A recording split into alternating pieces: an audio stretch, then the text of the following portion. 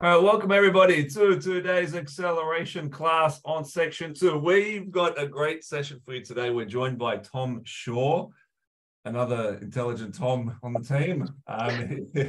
He's one of our newest specialists, particularly in section 2. Interesting thing about Tom, he's got a heavy science background. However, he really nailed section 2. He doesn't have much of an essay background, which is really interesting because the things he's going to be sharing with you today are some of the things that allowed him to write about difficult themes, difficult topics, and he's going to be imparting his knowledge on how to perform really well in the essay section with you today. And if you've been lucky enough to have a power call with him, you'll know that Tom's really good at kind of breaking it down in a very chilled out way and just really using great examples and explaining essays and how they work, and is the perfect person to be taking you through navigating difficult themes. So this is his first session. So if you have any questions, jump in and let Tom know. But I'm going to hand it over to Tom to go from here. Thanks, Tom. Awesome. Thanks, Tom. So as you said, I've got a pretty large science background. I'm the Section 2 specialist, or one of the Section 2 specialists with Thank Flip at the moment. I've got, in my 3 times that I sat the GAMSAT, I had top 5% scores in Section 2 in all of those occasions. I think it just came down to being able to break it down into manageable steps where I got to apply the same formula each time. I guess seeing it as a science student there. And to be able to apply that same formula each time, to be able to get consistent results, and just to, I guess, know what the examiners are looking for as well. So that's the big important thing. I think people think that they need to know a lot, or they need to know really fine details about a lot of different things to be able to write a good essay. But as I experienced, and as I'll show you as well, it's more about just applying the structure that will get you a lot of the way, and it really doesn't matter a lot about what you end up saying. It's just about you being knowledgeable in what you are saying. So not trying to overreach or do anything that you don't quite know anything about. So today we're going to be navigating difficult themes. I've used some themes in here which wouldn't really come up in a GAMSAT essay as well. So in that sense, I mean, I've pushed the limit a little bit more. They would usually provide you with a lot more in the GAMSAT essays. But I decided that we're really going to push ourselves, because we know if we can write an essay about these really difficult themes, then you can write an essay about any of the themes that the GAMSAT provides you. So we're going to push the limits a little bit there. The content is going to be that we want to be able to develop a plan, a main thesis, with sub-arguments, and providing an example with each sub-argument to provide our essay. And we're going to have that in an overall structure, which I'll talk you through as well. I'm first going to run you through a difficult essay stem, and then we're going to do a task A and a task B essay stem together as a group, where I'll get everyone to go off and brainstorm by themselves, and develop a plan, a main thesis, a sub-argument with some examples for a task A and a task B. And each time we'll just return and we'll share our thoughts as a group, how we went about it. And it'll just be a bit of a dialogue between us. I'll have everyone muted to begin with, but then I'll ask, someone to come forward with what they wrote for whichever example. And it'd be good if someone could just come forward with that. And then it'll just be a dialogue between us about what you said, what could be done, or if you had any questions about how to apply it or anything like that. So it's really going to be first watching me do it, and then I'll allow you to do it, but we'll be able to open that dialogue where we can sort of talk about difficulties you had or how you felt going through it. And then we'll just follow that up by Q&A just to make sure we didn't miss anything else. So as I said, the aim of the class will be to build a structure for an essay and to be able to apply that in a replicatable manner, just so that you can start practicing properly and to get those scores that we'll be wanting. So first, we're going to test our ability to make an essay out of very vague, ambiguous essay stems. But first, we'll cover structure. Second, you'll watch me as I approach the difficult topic with a predefined structure, which I'll go through soon.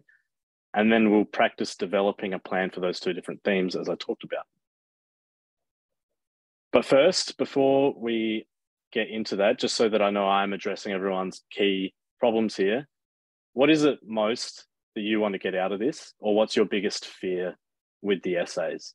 If anyone could share their thoughts there, that would be great.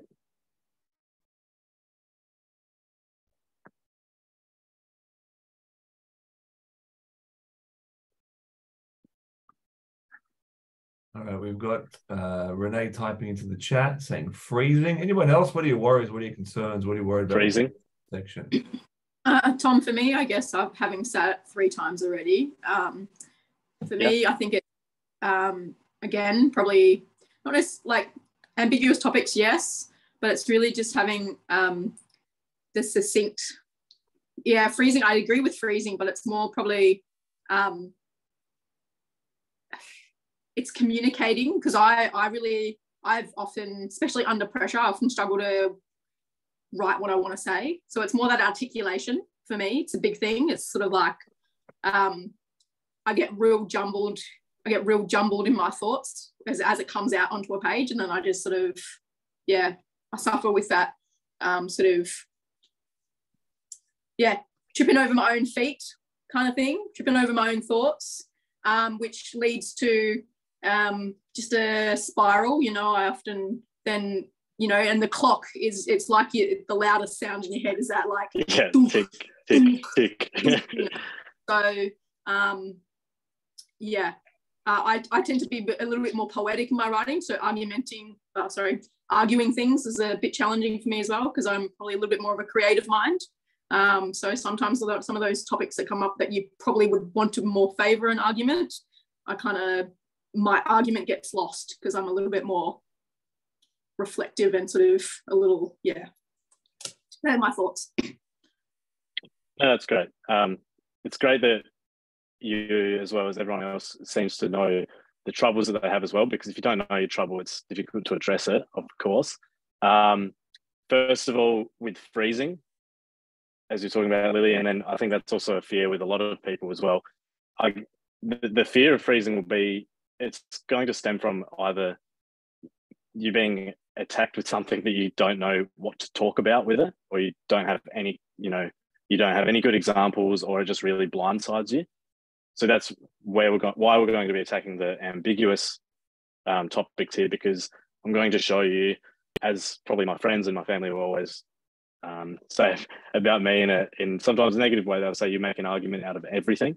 But that is sort of the point, because we're going to be running through how you can make a point of view out of any sort of STEM or thesis or theme that you're given. And I like what you said there about how you're more of a poetic writer as well.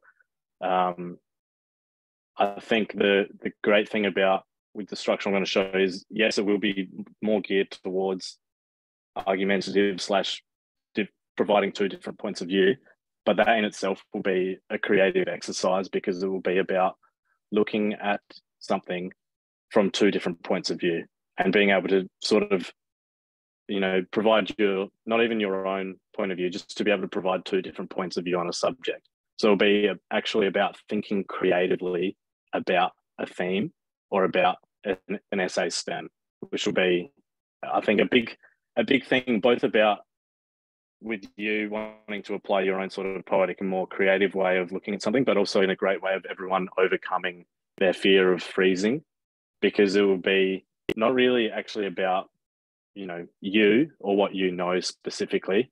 It can just be more about you providing 2 different points of view on something. So that's what I'm going to run through here for everyone. Just checking the last of the comments here. Running out of time. As I'm already said, so with running out of time, that happened to me almost twice out of my 2 of 3 times. The great thing was having the structure, which I had in place, which I think actually in one of my essays, I didn't finish my second paragraph of 2. I just provided an outlay of how I was going to go about it. And even that worked well because I just provided the basics. Obviously, you don't want to do that because I think that was probably my one of my least strong essays. But in at least providing yourself the structure, you know, at each time point along the way, whether you're on track or not, and whether you need to speed things up and be a little bit more concise with your writing as well. And then we've got not being able to make ideas or not being able to get as good as a score as last time. So we'll just throw the not worrying about getting as good a score as last time out the window because we can't control that part. We can control things that do get the better score. But being able to make the ideas is what we're going to go through here about looking at things from a different point of view. And yeah, balancing quality and quantity. Yep, we're going to go through that too, and regarding planning and everything like that. Okay, that's great. Yeah, so a big part of this as well will be, as you were talking about as well there, Lily, about not wanting to be rambling. That is a big trouble as well. I have had the same trouble a lot as well.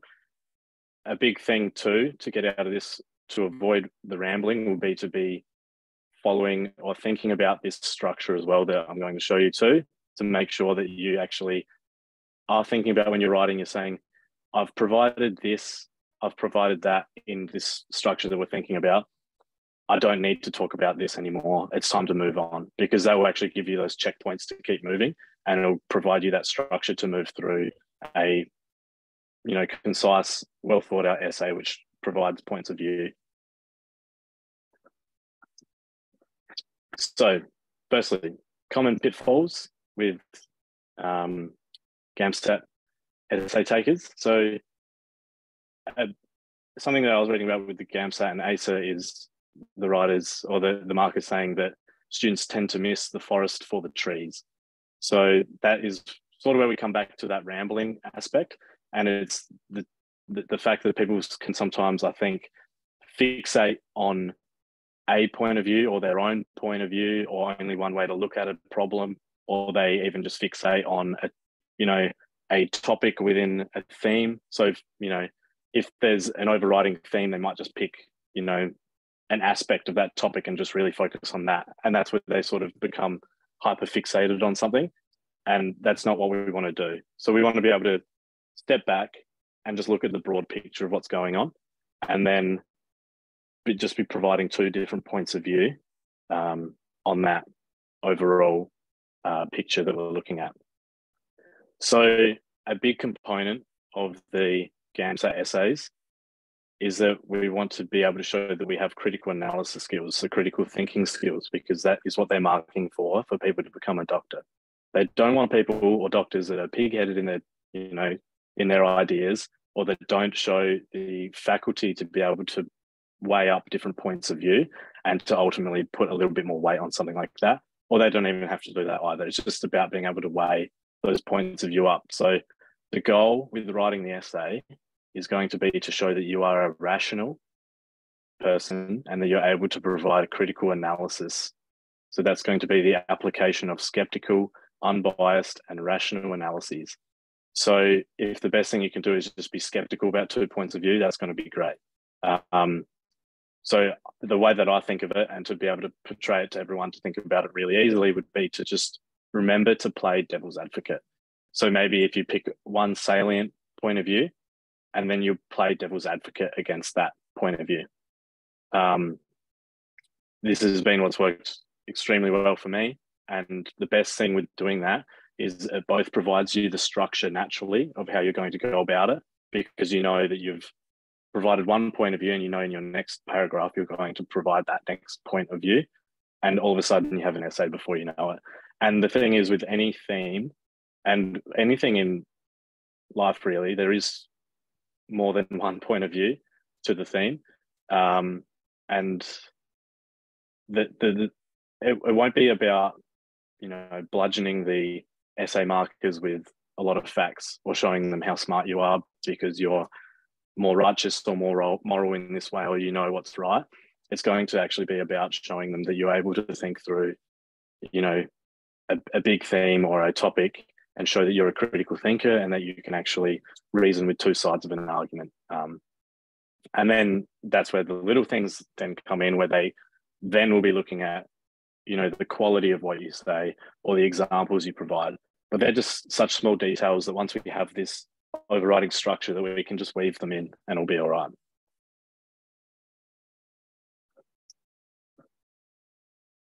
So I was going to be cruel, and I was going to provide everyone probably one of the hardest stems that I could think of at the time, but I thought it would be best for me to actually run through it. So I'll show you how I've gone about it. Yeah, so this is what I was going to use, is that at the time of his impeachment, President Bill Clinton was asked about the misrepresentation of truth that his lawyer at the time had provided to the Senate, and his response to whether or not what was said by his lawyer was an outright lie, or whether his lawyer is lying. He said, "It depends what the meaning of the word is." Now, I remember when I first read that, it sort of broke my brain too, and I couldn't reason my way out of it. But then I had to think, how can we? He's obviously using this as a way to bog down the Senate, but it does open up a lot of questions. What is the meaning of the word is? What sort of different uses do we have for it? Everything like that. So I thought we could write an essay about that. And if we can write an essay about this, which is, it's a nothing statement really, because everyone uses the word is all the time and has never really thought about it. But you can literally write an essay about something like this. And if we can write an essay about this, we can write an essay about anything that the GAMSAT essay wants us to write about, basically. So how do we even attack this? What's going on? It depends what the meaning of the word is. What do we do there? So let's at least just pick apart what's going on here. What's the theme? So the theme really is, the theme isn't the word is. The theme is about the meaning of words. So that's going to be the meaning of words, etymology, where they come from, how words are used, everything like that. What's the context? The context is now going to be the use of the word is and what's its meaning. So when we look at something like this, and it's difficult, I want everyone to think, firstly, what's the theme? What's going on here? So the theme is the meaning of words. The context is going to be the meaning of the word is within the words. And then we can start to pull apart the things that we actually can make sense of. So that will be, you know, we can make sense of some of the words, luckily, but sometimes, you know, they might use, as was shown in the boot camp, things like collectivism. When I read it, I didn't know what that was. But that's where you have to start picking things apart, which you do actually know.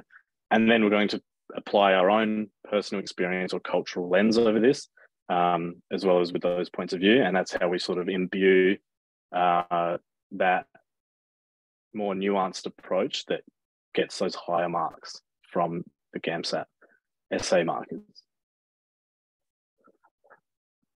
So the way we're going to go about it is we're going to apply a structure each time to these. We'll have an intro, the first paragraph, the second paragraph, and a conclusion.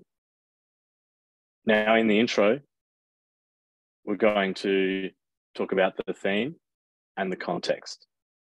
So that's going to be an opening statement which encapsulates some sort of description and taste of what we're going to be talking about, but also just gives a bit of a lead in to what the theme is and what the context is. So for example, I would start it by saying, you know, I'll talk about the meaning of words generally, and, you know, even the utilization of words for a millennia or millennia of human experience, and the importance of is today in a modern context, and how it's used has remained relatively stable through time. So that then, as we outline the stimulus and my position or thesis, on the stimulus, that's where we then go into that sort of the importance of the word is, its usage, how it's remained stable through time, and then describe some important usages. But we wouldn't go into detail. We would just sort of offhand, just sort of name a couple. We don't need to provide anything more in depth than that. And then with the intro, we're going to introduce two opposing points of view. So we're going to start playing that devil's advocate there. So I might say something like, you know, although the word is has been used for millennia in English language and it's extremely important for, you know, X and Y usage, the nuance of words is always up for debate and always changing. And that would be a full stop, and that would tie the whole intro in very well together, and it would also give a taste to the reader what we're going to do in paragraph 1 and paragraph 2. So just to go over that again really quickly, we're going to quickly outline the theme and the context. We're going to sort of introduce the reader to what we're going to be talking about, going to outline a bit more deeply the stimulus, and we're going to provide our position on the thesis or stimulus with a summary of those two opposing arguments. And that ends the intro. Then we move into paragraph 1. So with paragraph 1 and paragraph 2, we're going to provide two different points of view, or play devil's advocate for two different points of view. The reason why I say to play devil's advocate here is because oftentimes people will, try to provide one point of view and talk about, any theme in that way. But what often happens is you get a good, you get a relatively strong paragraph 1, and then you get a bit of a weaker paragraph 2 because you've used all your good examples in paragraph 1, and then you get a really weak conclusion because you've already talked about a lot of these things and you're just rehashing them. So it doesn't really work best. It really just is a really replicatable way to go about it, having these two different points of view, because there's always a good argument for and a good argument against that you can really use. So then here in paragraph 1, each time for each paragraph, you're going to do the argument or the point of view that you're going for. Then you're going to have some detail and explanation to support that argument. So it might be one sentence for the opening argument there, some detail and explanation, 2 or 3 sentences. It doesn't have to be long. And then provide an example to support that. That example might be 1 sentence, that example might be 2 sentences. You might provide 2 examples, but that's how you're going to go about it. It's really just 3 components to that paragraph. And you might think it's not a lot, but it really does add up. Once you do that, it's, something like it could come up to anywhere between 6 to 10 sentences, depending on if you rabble a little bit or how much time you do have, but it really provides the outline of what you want to be showing, and it shows that you're providing that critical analysis.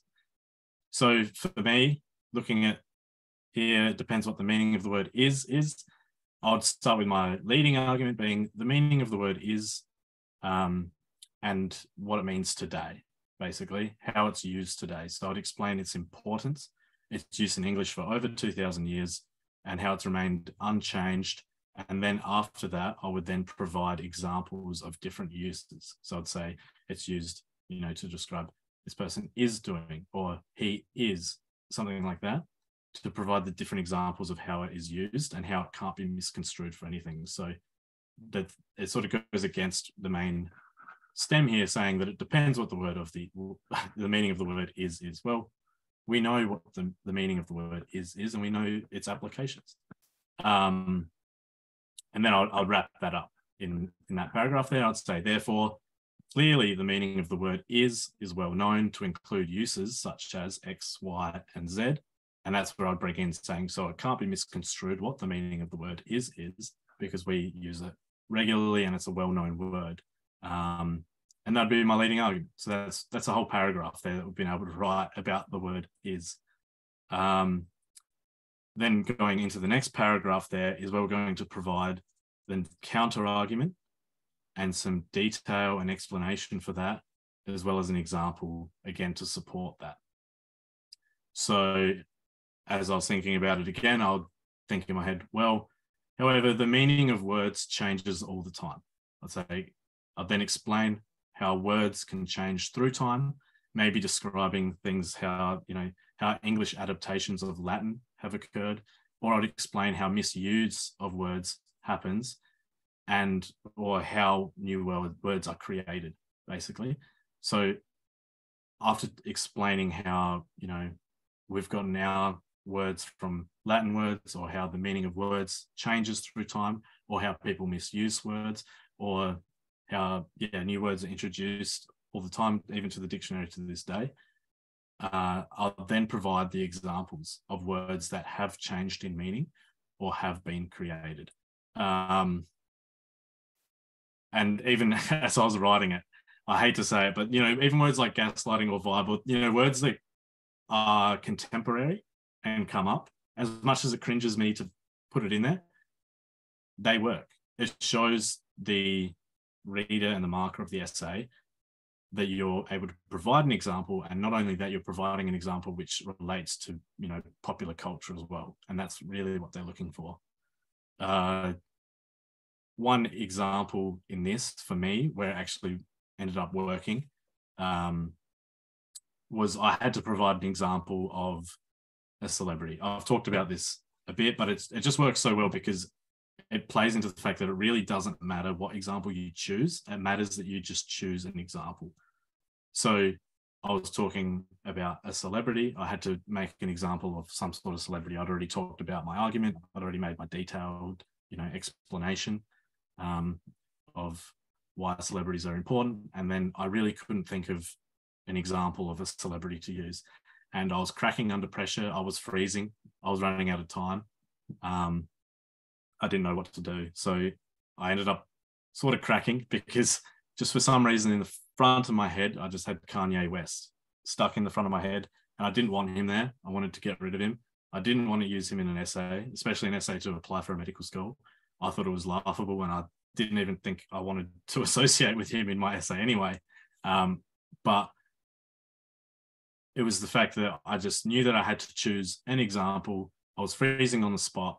I didn't have time to think of anyone else, so I just ran with it. And it ended up being my best essay, and also the essay that I got into medical school of, or the exam that I got into medical school with. So it just highlighted to me the importance of being able to choose an example and just to show that you're providing a nuanced point of view. They didn't really care that, the person that I used as an example wasn't exactly an upstanding reference to be using exactly. Or on top of this, for the meaning of the word is, I would maybe provide examples of how confusing the word is can be in English language, or how it could evolve or be misconstrued in any case. That's a bit more variable. That's if you want to add that in, but that's just sort of where you could go with it, just as an example. And then for the conclusion, all we're going to do here is make a quick summary of the two arguments, and then we're going to reconcile the two counter arguments together with a concluding statement after that. So that might be something where you say, there'll be a quick summary of the two arguments where you say the meaning of the word is has been used for this amount of time, it's remained unchanged, everything like that, and you quickly rehash a couple of the examples that you used. You'd say, however, the meaning of the word changes all the time. There's new words coming in to the lexicon all the time. The meaning of these words has changed. You might rehash those examples that you used. You're not introducing any new information here. You're just quickly rehashing things you've already talked about in your paragraphs, just really quickly. And then you have a quick concluding statement. You might say, although this is the case, the meaning of the word is really shouldn't be a point of contention for the high class of the politicians in the US, and that they really should, there's no reason for this to be devolving into a game of semantics. And that'll provide a really good structure for you to be able to talk in, and it allows you to talk about anything. So you can get rid of, this talking about the word is. If we can make a structure out of that, we can make an essay, an entire essay structure, which could be 500 to 1,000 words, based on the word is.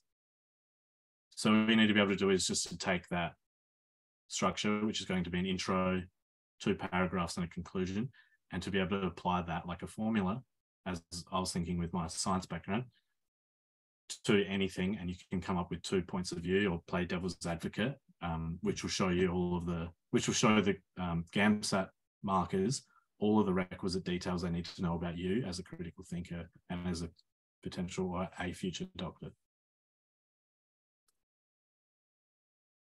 So moving forward, I'm now going to show all of you some stems and we'll work through them together. All I want everyone to be keeping in mind as we work through these is, for the intro, you'll provide a quick, you'll look at the theme and the context of that. You'll come up with a quick summary of the 2 prevailing points of view that you can think of. And then you'll quickly write your position or thesis on that. Then for paragraph 1 and 2, you'll split them up, of course, but you'll have, say, paragraph 1, you'll have the argument, a quick explanation, and just quickly dot points some examples to support that, or an example. And then you do that for paragraph 2 too. You'll have your counter argument, which you'll quickly write out as sort of a sentence, potential explanation of that, and then an example. And then the conclusion will be just a quick summary. And I see there Renee saying how much time. So I've provided about 10 or 15 minutes just to quickly look at this. Only write as much as you can. Of course, there's 25 minutes to write the essay with the GAMSAT. So we're not going to be writing a lot. All you need to be able to do is look at the STEM and quickly just think of a point of view for both sides. A point of view and maybe some examples, and then provide a bit of an explanation if you can, but we'll just talk through that anyway. So yeah, I've here for task A provided 3. So if everyone could just select one of the 3 that they feel that they can best attack, and then just quickly think of 2 points of view for either side of the argument, and then we'll also think about an example for each of those points of view that you can think of, and then potentially an explanation if we have time. So I'll be looking at 10 or 15 minutes there. If everyone could maybe go through, practice with either one of these that they think that they can do well, or that they think that they can do, and then maybe just write in the message group that you're done, so that I just know when everyone is done and we can move on. And I'm also here if you have any questions as well. So as you work through, just feel free to ask me any questions.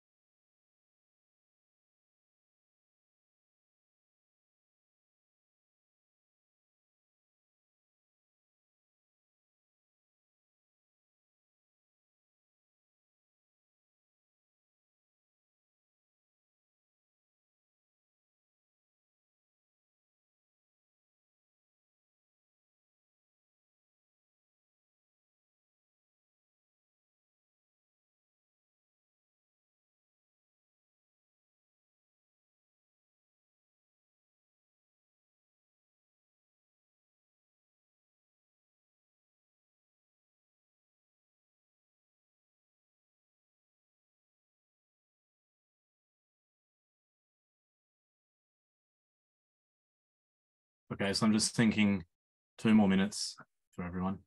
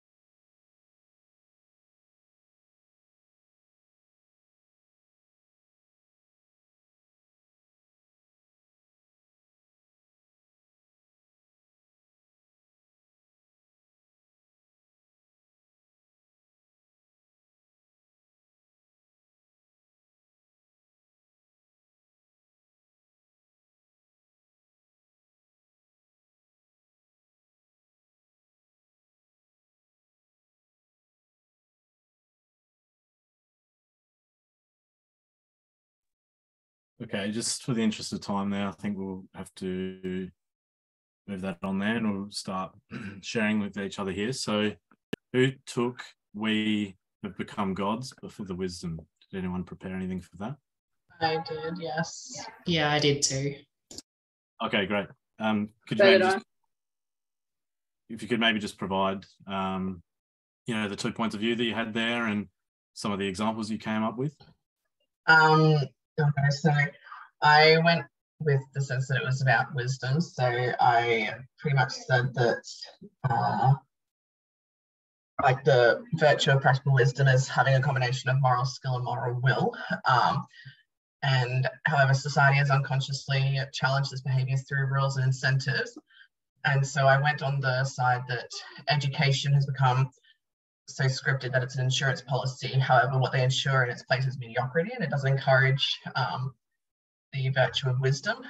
And then I then put in the body paragraph 2 that it's there like as an insurance policy for teachers and students so that they know the outline of what is to be discussed, but then tie it back into it creates mediocrity and it doesn't encourage individuality on that side of stuff to build up that wisdom and that virtue, which then can create, once you have that virtue of wisdom, you can then create the virtue of honesty and all that sort of stuff. So it's, yeah, that's where I went with it.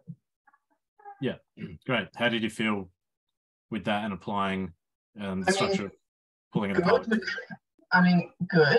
I've already like kind of did an essay on that, so I tried to establish it a bit. So I kept the original argument, but I just changed the second paragraph because my original second paragraph, which wasn't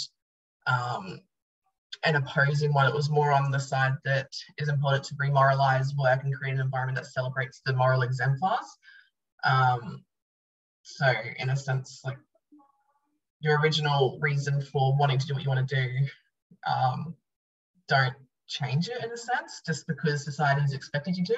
But I then obviously changed that to suit this now opposition argument. So it was good, but yeah, it took me a second to try and find a different argument to oppose it. Yeah, and as I said, with the 2 points of view, I sort of said it a bit flippantly that there's always like 2 good points of view. They are still hard to find, but they exist. That's the thing I should have made a bit more clear, is those 2 points of view do exist. Sometimes what is hard is removing yourself and seeing it from the other side. So yeah, although they are always there, it's a difficult exercise to get yourself to start seeing that. And the thing here that's going to be really important is providing those 2 points of view. As you were talking about there, you didn't originally do that. Being able to provide those 2 points of view will provide you with a stronger essay, because you'll have both a strong first paragraph and a strong second paragraph, no matter what, because those points of view do exist. You know, it's just the difficulty will be training yourself to look at difficult stems and to step back and get out of your own points of view and your own emotions about something, or even your own confusion about something, and just providing 2 points of view on that.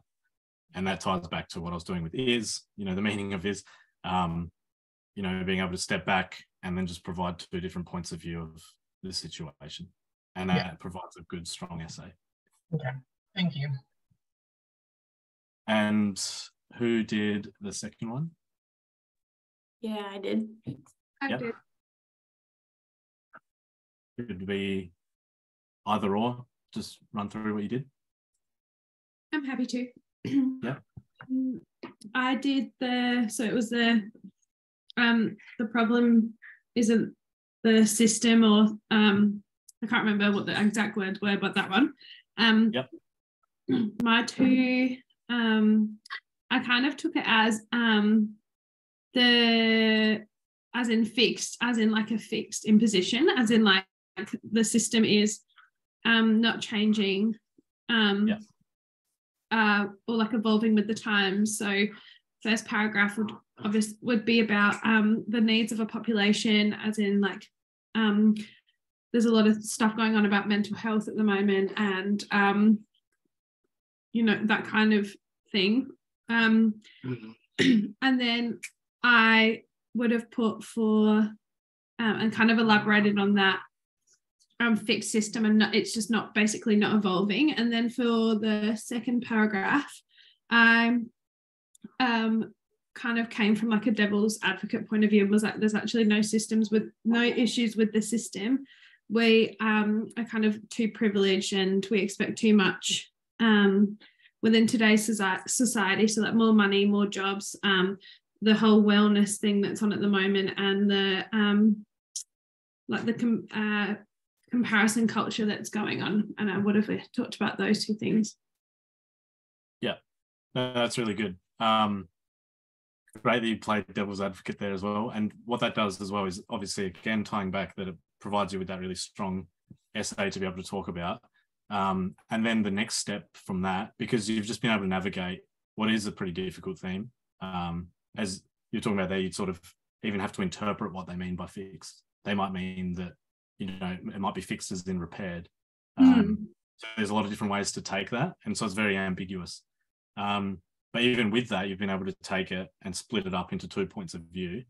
And then the next step from there, because you've then navigated that difficult theme, the next trick, which is sort of a later on thing that'll be for next week, would be more about then sprinkling in those little things of your own personal point of view, or, you know, some examples which are nuanced towards your perspective, which then get you those really top scores, because you've not only navigated the difficult theme and got that structure, then you're sprinkling in the little things that come out to, you know, they catch the eye of the GAMSAT marker and think they've provided an example there, or they've talked about their own personal experience there. So it's really good. Thank you. Yeah, so that's, I'll talk the same thing basically. I would attack and say my first paragraph would be, the problem is that, you know, the systems that we have are fixed in place. That causes, you know, XYZ problems. But then the next paragraph would be, however, you know, we don't want to throw the baby out with the bathwater. We would want some systems to be fixed in place as they are, and we can't change things too quickly. Otherwise, you know, they're also there for a reason too. And that provides you instantly. You've got the paragraph 1, paragraph 2, and you can create everything from that and imbue it with your own personal points of view and everything. So who did the third one? Anyone?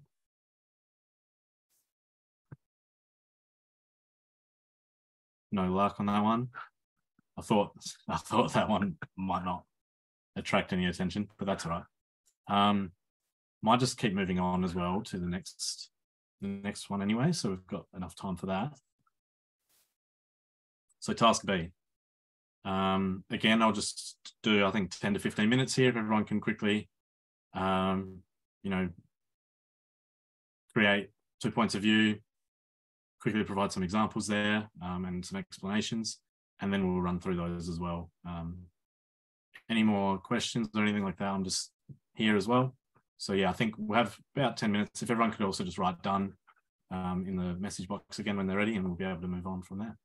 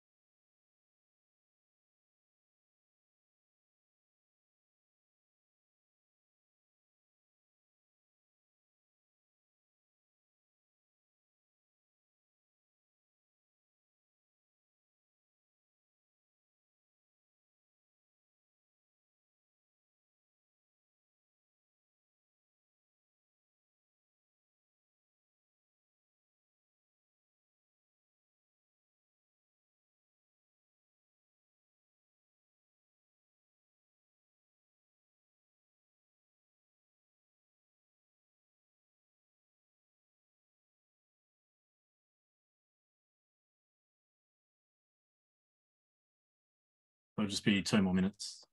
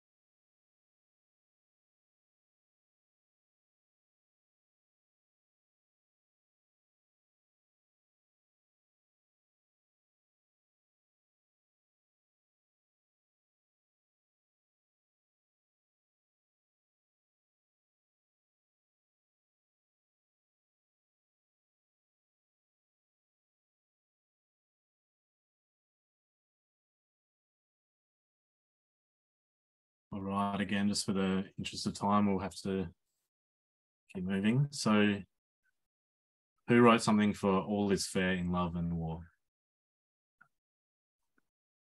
I did that one. Yeah. And how did we go about that?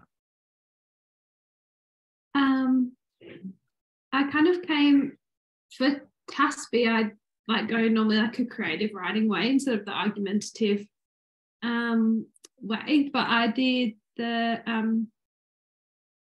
I kind of went from like a World War II perspective, kind of like with like from a wife's perspective, setting off like their young like obviously sons and husbands and whatnot to fight for war, and then coming from like the like, is it actually fair sending out people on the front line who are innocent bystanders in like the whole scheme of war? And then I kind of came from and then the second I came from like a wife's perspective, and then the second paragraph I would have written about like the other hand of that is the love, like the for the I always get monarchy and patriarchy confused, but love for the government and love for the country and whatnot, and having that love to fight for it, and gone from that kind of perspective and then done a comparison of the two, like I guess just looking at the bigger picture in the second paragraph. Yeah, that's really good. I think that also points to something that's really important that I would like to reiterate too, is it does come across as an argumentative style, how we're doing this, but if we just think about it as 2 points of view in first and second paragraph there, anyone, all of you can retrofit it to what is your strength.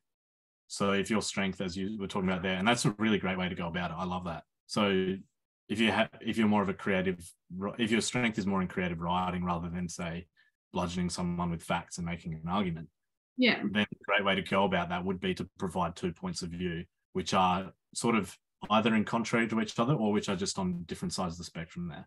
And that would be great. That'd be really good because it provides that critical analysis that they're still looking for, but it provides it in a format which you're strong with.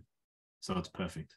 Yeah, thanks for that. That's a really important point. And yeah, that's a great way to go about it too. I wouldn't have thought about it in that way. So that's good. It's cool, actually.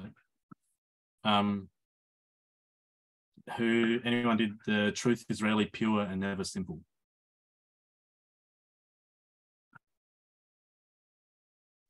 I did, yeah.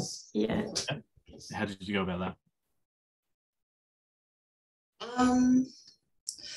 I don't know, I feel like mine is kind of interesting. I get quite simplistic and I'm trying to work on it, but I felt that in my thesis, I was kind of talking about how truth can be subjective today because some people may not be as well read as others. I don't know how I would kind of force it into 2 separate like body paragraphs as such, but I feel like the way I did it was fake news articles such as the Black Lives Matter advocates, that there was 10 Caucasian bodies found in their home, which was just false news, but it was over Facebook for a long time. But then I also said that truth is founded in research and reason. So I said multiple sciences agree on global warming and how it impacts future generations and impacting today, such as the Greece holiday island fires and increase in heat in the Northern Hemisphere. That's kind of how I went about it. So I guess I don't know how, if that links in with the actual way you kind of wanted to set it out, but yeah. Yeah, no, that works. I think one way to look at it here would be, say, the theme is truth. Sorry, just one sec. Simon's raising their hand. Oh, sorry, I'll just go on with this quickly. So the truth is the theme here. So the 2 points of view might be, yeah, as you said there, like the truth and versions of the truth, everything like that. But then also you're talking about scientific, what is the truth? So a good way to think about that would be, you could say the theme here is the truth. So one point of view could be, you know, things that are true, and then the other point of view could be things that, you know, are apparently true but aren't, or something like that. So that provides those 2 different points of view. Where I went with that when I had something similar to this was, I said, firstly, the truth is something that is knowable, and I described what the truth is and then went through some examples of that. And then my second paragraph was actually, our, you know, understanding of the truth is only as good as our measurements of it. So even in science, you know, the tools that we use to measure the truth, they're inherently biased because they're in the realm of what we understand. And so really, if you go back and you just think, what is the theme? The theme is the truth. We can say in the first paragraph, we know what the truth is and make an argument for the truth. But then in that second paragraph is where you provide that skepticism and you say, what really even is the truth? And that would be a strong way to go about it. So you sort of go one step back again and just think very basically about, you know, the truth, and pull it apart in both directions there. Yeah, I feel like, sorry, if I, can I? That's right. Go. Yeah, I feel like I get too, because I'm quite quick with my examples these days, but they're too simplistic and I don't step back enough. Is there like a method for going that one step further? So in taking that step back, that's what I was mentioning before earlier about, you know, missing the forest for the trees there. So the thing that I would do would be, in stepping back, would be to look at what the theme is. And then say, if you look at this and you can see the theme is the truth. And so you're just talking about the truth generally there. And you could think, well, my first paragraph, I know what the truth is. You know, I know what the meaning of the word truth is and how it's used. So my first paragraph would be what the meaning of the word truth is and how it's used. And then my other point of view would be, what is the meaning of the truth? And that would be the second paragraph. So say in the top one here, all is fair in love and war, the theme would be, you know, it would be more that all is fair in the context of love and war. And so then in my first paragraph, I'd say, you know, why is all fair in love and war would be the first paragraph I'm talking about. And then my second paragraph would be why all is not fair in love and war, and why we have, you know, the Geneva Convention, or, you know, why in romantic relationships where things go sour and everything like that. So it's literally just saying yes or no. It's just flipping, you know, that theme and looking at it from 2 different sides. Same with the bottom one here. So the more things change, the more they stay the same. My first paragraph, I'd say that, you know, as things change, you can see patterns emerge. That would be the first paragraph. And the second one would say, but really nothing ever happens more than, you know, nothing happens more than once. Everything is new as it happens. So that's, you step back and just sort of flip the theme on its head each time. And that's a good way to get out of it and have a bit of a system to flip it. Does that make sense? Yeah, it does. Thank you. I'll practice. Yeah, that's all right. And did anyone do the more things change, the more they stay the same while we're on it? Yeah, Lily, how'd you go about that? I'll just read to you what I kind of sort of brought it into like the yin and yang of change as a concept. Sort of like it's got a, you know, like a good side, not a good side and a bad side. That's just my sort of thing. But anyway, I'll read to you what I got. I said, the one constant in life is that of impermanence. The world around us is always changing. Even we are changing. In some contexts, change that occurs too frequently causes a loop cycle whereby changing one's environment actually results in bad habits to stay the same, as change here plays the role of avoidance. So I guess the two primary points there would be that change is inevitable, but in some cases, if we change too often, especially like in ourselves, or it's like if we jump from this, like really, really quickly, this is not an example, but it just popped into my head. Like we change jobs too much because we might have got a bad report there and a bad report there and bad. We're not actually dealing with why we keep getting repetitive bad reports, because we keep changing. So what we're actually doing instead is we're staying in this cycle of, you know, this detrimental cycle because we are avoiding why we need to change in a respect. So kind of, I guess that's how I sort of tried to flip it. But at the end of the day, because of the way we are as humans and also the world around us, that is what we see with our eyes, things are always changing. You know, we see it in the seasons, you know, that we can't control the way the impermanence of change. Like flowers grow, flowers die, clouds come, clouds go, sun rises, sun sets, you know, winter comes, winter goes, you know, it's something that we can't control. Yeah, that's good. I think I like how you explained at the start there with the yin and the yang. So that's really good. And I think then the next thing would be to be pulling that out and making those into those two different paragraphs. And that'll be really good. You've got lots of examples there and lots of explanations. So that's perfect. They'll give you plenty of flesh to then talk about. So that's good. Thank you for that. So yeah, just moving on now. The next steps for all of you as you leave this session here would just be continually reflecting on the importance of providing a balanced perspective or playing devil's advocate in your writing, but also in your lives. So the way I think about that is strong opinions held lightly. Yes, Gull? Hi, I had a quick question. I kind of struggle with examples. I don't know if there can be a short answer to that, but I was just wondering if there are any ways I can improve on that.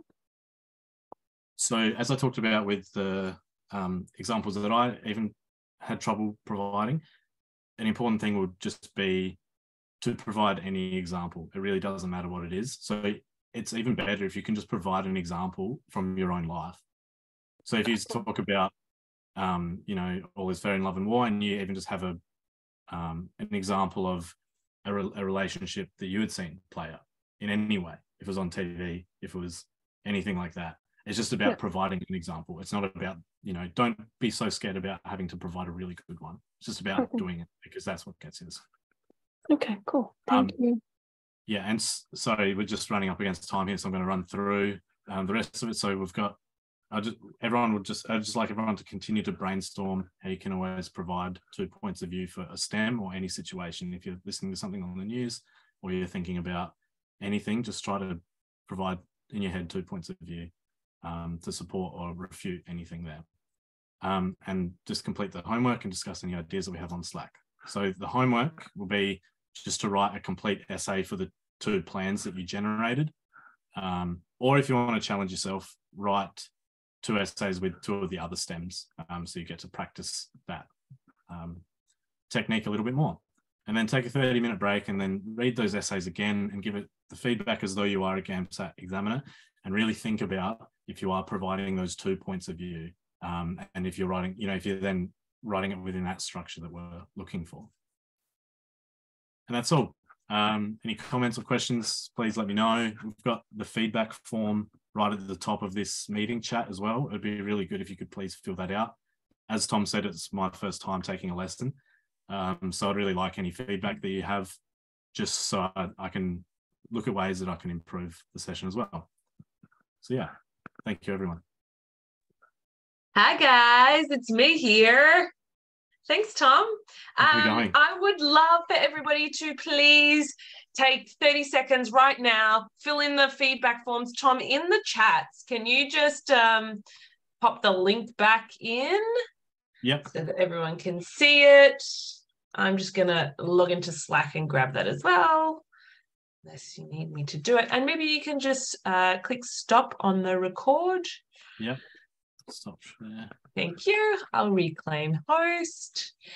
And once everybody has done their feedback forms, if you can please, let's just say have a 3-minute toilet break, because you probably need to go. And I will start my session at 7:50. Gul has her hand up if you don't mind answering a quick question before you go, Tom. Yeah, no, that's all good. Sorry, that was just raised from before. My question's already been answered. Thank you. No worries.